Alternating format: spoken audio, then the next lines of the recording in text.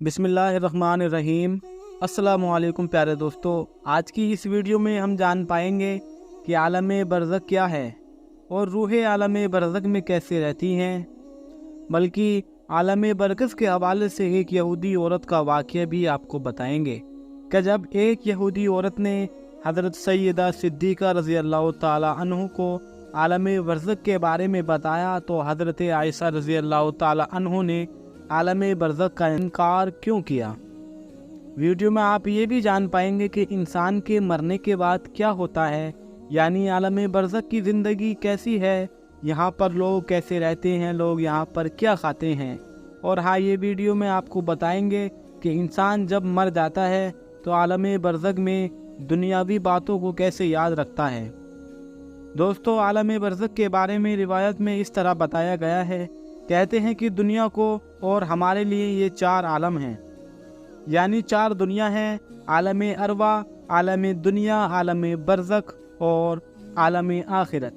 जी हाँ, ये हकीकत में 4 आलम हैं और इस आलम के अहकाम अलग अलग हैं और हर इंसान को उन सब से गुज़रना है।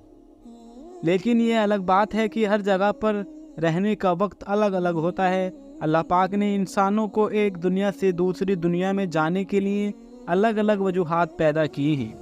जैसे कि आलम अरवा यानी रूह की दुनिया से इस दुनिया में आने का ज़रिया माँ बाप हैं, और इस दुनिया में आलम बरज़ख की दुनिया में जाने का रास्ता मौत है। बरज़ख से आलम आखिरत तक जाने का ज़रिया सूर है जो हज़रत इसराफील अलैहिस्सलाम फूकेंगे।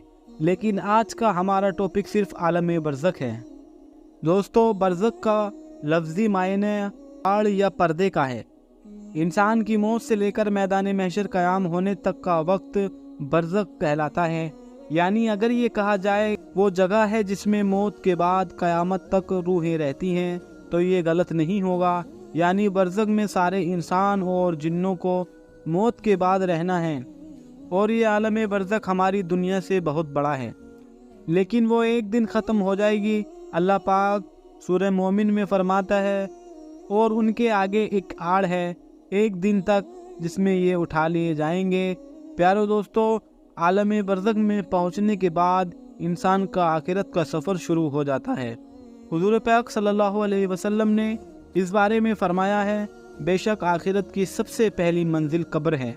अगर कब्र में इंसान कामयाब हो गया तो आगे का रास्ते में भी कामयाब हो जाएगा, और अगर इसमें कामयाब ना हो सका तो रास्ता बहुत मुश्किल होगा।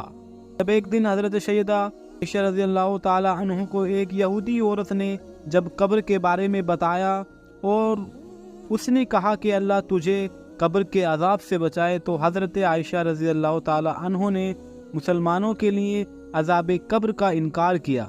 लेकिन जब नबी करीम सल्लल्लाहु अलैहि वसल्लम ने आयशा सिद्दीक़ा रज़ी अल्लाह ताला अन्हु को बताया कि कब्र में अज़ाब मुसलमानों को हो सकता है और गुनाहों की वजह से उन्हें भी अज़ाब होगा, तो सैयदा आयशा रज़ी अल्लाह ताला अन्हु ने नबी करीम सल्लल्लाहु अलैहि वसल्लम के फरमान को मान लिया।